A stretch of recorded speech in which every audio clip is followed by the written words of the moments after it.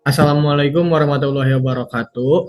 Kami di kelas A3, kelompok A3, ingin menjelaskan sedikit tentang kimia nuklir dan radioaktif.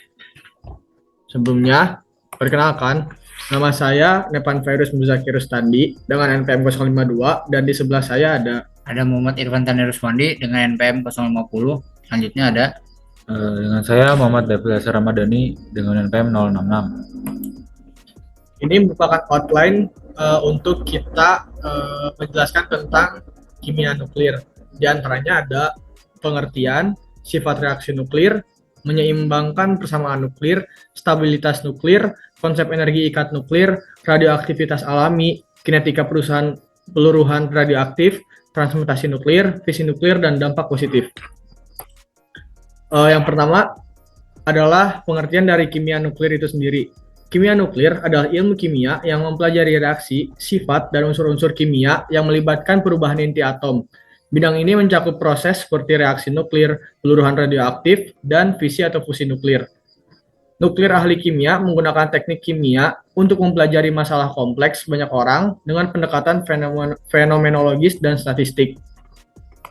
Selanjutnya adalah perbandingan reaksi kimia dan reaksi nuklir, di mana diantaranya di reaksi kimia, atom disusun ulang melalui pemutusan dan pembentukan ikatan kimia, sedangkan di reaksi nuklir, unsur atau isotop dari unsur yang sama diubah dari satu unsur ke unsur lainnya. Lalu di reaksi kimia, hanya elektron dalam orbital atom atau molekul yang terlihat dalam pemutusan dan pembentukan ikatan. Tetapi di reaksi nuklir, proton, neutron, elektron, dan partikel elementer lainnya mungkin terlibat. Di reaksi kimia, reaksi disertai dengan penyerapan atau pelepasan energi dalam jumlah yang relatif kecil. Sedangkan di reaksi nuklir, reaksi disertai dengan penyerapan atau pelepasan energi dalam jumlah besar. Di reaksi kimia, laju reaksi dipengaruhi oleh suhu, tekanan, konsentrasi, dan katalis. Sedangkan dalam reaksi nuklir, laju reaksi biasanya tidak dipengaruhi oleh suhu, tekanan, dan katalis. selanjutnya ada menyeimbangkan persamaan nuklir. Yang pertama ada nomor atom atau A, yaitu jumlah proton ditambah jumlah neutron, atau nomor atom Z ditambah nomor neutron. Selanjutnya ada nomor atom atau Z, yaitu jumlah proton dalam inti. Kurang lebih seperti ini, di mana A itu adalah nomor massa, Z adalah nomor atom, dan X adalah simbol untuk unsur kimia atau elemen. Pada simbol partikel elementer adalah sebagai berikut. Yang ada proton, neutron, elektron, positron, dan alfa partikel. Di proton A ada 1 dan Z ada 1. Di neutron A ada 1, Z ada 0. Pada elektron A ada 0, Z ada -1. Pada positron A ada 0, Z ada +1. Pada alfa partikel A ada 4 dan Z ada 2. Untuk membahas reaksi nuklir secara mendalam, kita perlu memahami cara menulis dan menyetarakan persamaannya. Menulis persamaan nuklir sedikit berbeda dengan menulis persamaan reaksi kimia. Selain menulis simbol berbagai unsur kimia, kita juga harus secara eksplisit menunjukkan proton, neutron, dan elektron. Faktanya, kita harus menunjukkan jumlah proton dan neutron yang ada pada setiap spesies dalam persamaan tersebut. Pada kekal nomor massa, jumlah total proton ditambah neutron dalam produk dan reaktan harus sama. Jumlah muatan inti pada produk dan reaktan harus sama. Lalu selanjutnya di sini ada stabilitas nuklir. Untuk mempertahankan stabilitas inti, perbandingan neutron terhadap proton harus berada dalam kisaran tertentu.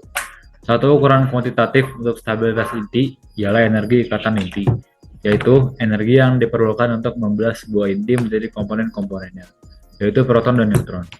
Energi ikatan inti dapat dihitung dari massa proton dan neutron dan massa inti dengan menggunakan hubungan kesetaraan massa energi Einstein. Inti menempati bagian yang sangat kecil dari volume suatu atom, tetapi ia mengandung sebagian besar massa dari atom karena baik proton maupun neutron berada di dalamnya. Lalu selanjutnya di sini ada konsep energi ikat nuklir. Energi ikat nuklir adalah energi yang dilepaskan pada saat nukleon bebas untuk inti atom. Saat nukleon di dalam suatu inti atom lebih banyak, interaksi antar nukleon juga akan lebih banyak dibandingkan inti atom yang tersusun dari sedikit nukleon. Karena itulah semakin banyak juga neutron, semakin besar pula interaksinya. Hal ini berdampak pada semakin besar energi yang dibutuhkan untuk memisahkan nukleon. Selanjutnya ada radioaktivitas alami. Inti dapat mengalami reaksi yang mengubah jumlah proton, jumlah neutron, atau keadaan energinya. Banyak partikel berbeda yang dapat terlibat dan yang paling umum adalah proton, neutron, positron, partikel alfa, partikel beta, dan sinar gamma. Seperti halnya reaksi kimia, reaksi nuklir selalu seimbang. Ketika reaksi nuklir terjadi, massa total atau jumlah dan muatan total tetap tidak berubah. Radioaktivitas terbagi menjadi 3, yaitu partikel alfa, partikel beta, dan sinar gamma. Lalu ada peluruhan alfa. Partikel alfa adalah partikel yang identik dengan inti helium-4. Ia mengandung 2 proton dan 2 neutron dan memiliki muatan +2. Proses disintegrasi nuklir yang mengeluarkan partikel alfa disebut peluruhan alfa. Contoh inti yang mengalami peluruhan alfa adalah uranium-238.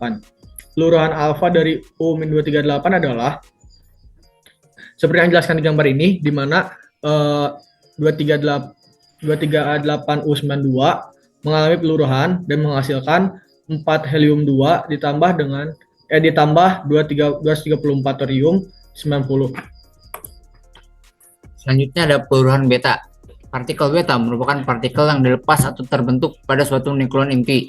Dapat berupa elektron bermuatan negatif, yaitu negatron, elektron bermuatan positif atau positron, atau elektron capture, yaitu penangkapan elektron. Inti tidak mengandung elektron, namun selama peluruhan beta, sebuah elektron dipancarkan dari inti. Pada saat yang sama, ketika elektron dikeluarkan dari inti, sebuah neutron berubah menjadi proton. Proses peluruhan beta yaitu pembelahan neutron menjadi proton dan elektron.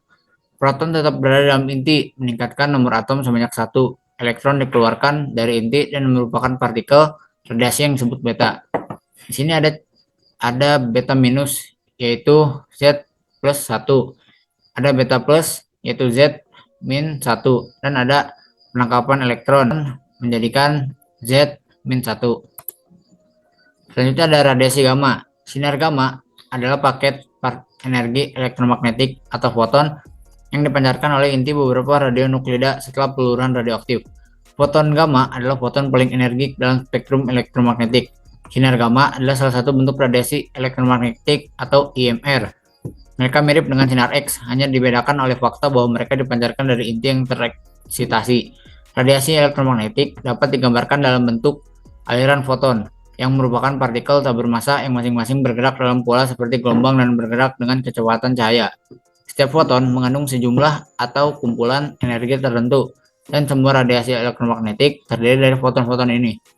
Foton sinar gamma memiliki energi tertinggi dalam spektrum IMR dan gelombangnya memiliki panjang gelombang terpendek. Contoh dari radiasi gamma adalah sebagai berikut. Selanjutnya ada contoh soal, yaitu apa yang akan terbentuk jika thorium mengalami peluruhan alfa. Kita bisa menulis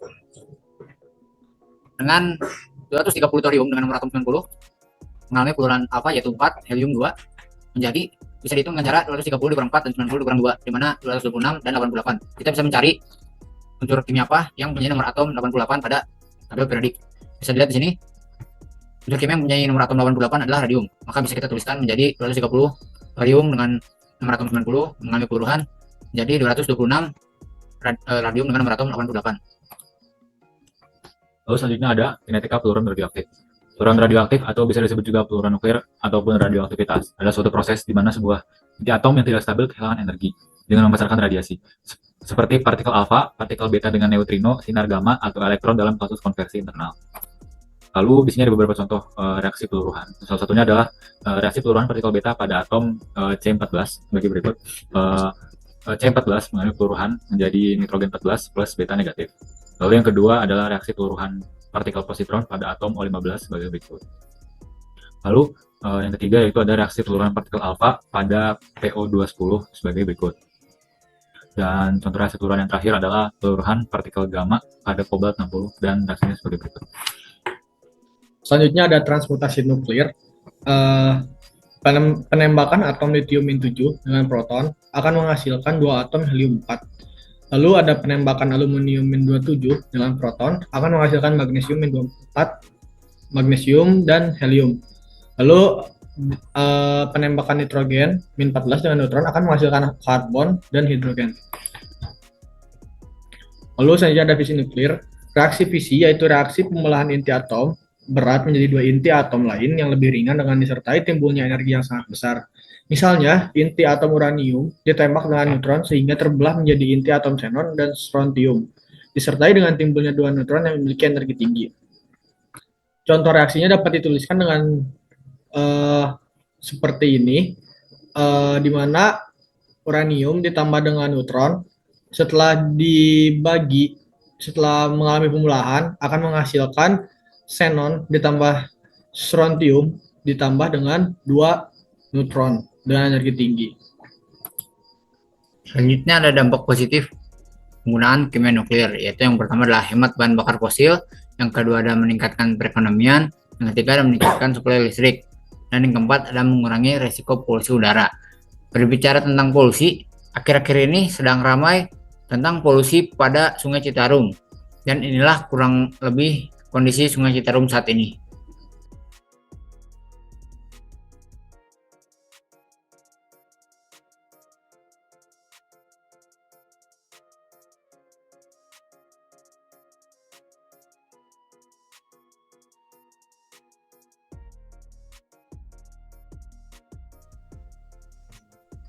Solusi yang dapat dilakukan untuk mengatasi polusi pada Sungai Citarum diantaranya adalah melakukan sosialisasi kepada warga setempat untuk tidak membuang sampah ke sungai, bekerja sama dengan pemerintah setempat untuk melakukan kegiatan rutin pembersihan sampah pada sungai, dan membuat papan larangan untuk membuang sampah ke sungai dan memberikan sanksi kepada oknum yang membuang sampah ke sungai.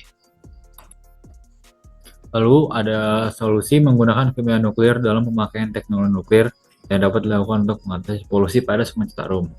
Pertama yaitu ada dengan menjalankan program Nutek Plastik. Program Nutek Plastik ini yang bertujuan untuk meningkatkan metode produksi dan daur ulang plastik melalui penggunaan teknik radiasi sebagai komplement atas praktik produksi yang telah ada. Melalui program Nutek ini diharapkan penggunaan iradiasi atau polimerasi dalam daur ulang limbah plastik dapat dikembangkan lebih lanjut melalui sektor industri pada skala ekonomi. Lalu kita juga memiliki solusi lain menggunakan kimia nuklir, yaitu yang pertama adalah mitigasi perubahan iklim. Untuk mitigasi perubahan iklim, IAEA meluncurkan inisiatif untuk mempercepat pengembangan hidrogen dari nuklir untuk membantu mendekarbonisasi sektor-sektor yang bergantung pada bahan bakar fosil, seperti industri besar dan juga industri transportasi. Yang ketiga ada mendaur ulang polusi plastik. Solusi ini bisa menggunakan program Nutek Plastik yang baru saja dijelaskan. Lalu yang keempat ada pemantauan pencemaran lingkungan. Dengan menggunakan teknik dan peralatan nuklir, para ahli dapat mempelajari proses-proses ini untuk menangani polutan dan lokasi yang telah terkontaminasi. Di laut, teknik nuklir dan isotopik mutakhir dapat memantau polusi secara akurat, meminimalkan dampak insiden dan mengurangi dampaknya terhadap penduduk setempat. Lalu solusi yang terakhir adalah pengelolaan sumber daya air tawar. Dengan penerapan teknik nuklir dan isotop dalam semua aspek penilaian sumber daya air tawar, serta pengelolaan dan perlindungan air.